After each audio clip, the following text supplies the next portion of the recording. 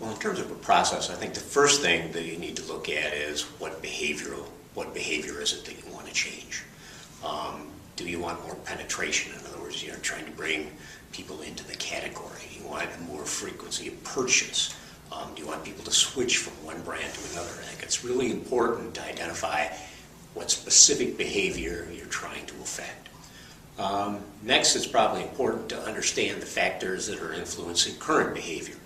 You know, there are a lot of these principles in behavioral economics are kind of generalized. It's kind of a one-size-fits-all, and that doesn't always work for everybody. So you really need to do a deep dive and understand what kind of factors are influencing current behavior. And you probably need to do that with more research along the lines of ethnographic research and moment of truth research, where you're not allowing people to kind of rationalize their behavior, because we know from other types of research that if we just ask people simply what they expect they will do in the future, that's often not very valid. We also need to understand kind of what frame they're looking through the world at. You know, what is their current situation? What's going on in their lives? What's going on in the economy? What's going on in the world? What kind of frame are they looking at the situation through? Next, I think we need to create dissatisfaction with the status quo and provide a vision of the alternative. And that's really the key to behavioral change.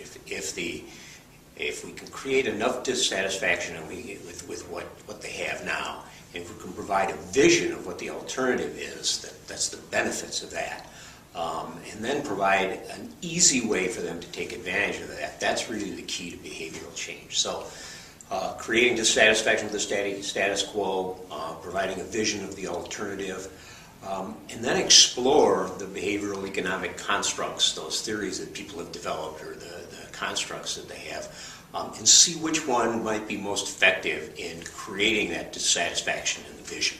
You know, things like reciprocity and scarcity and social proof, things like that.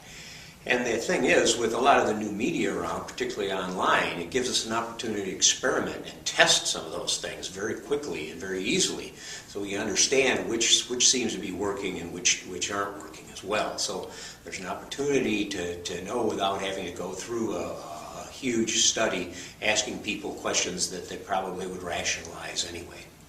And then finally, I think it's important for us to provide that easy first step. That's probably the biggest thing that gets in the way of people making the change.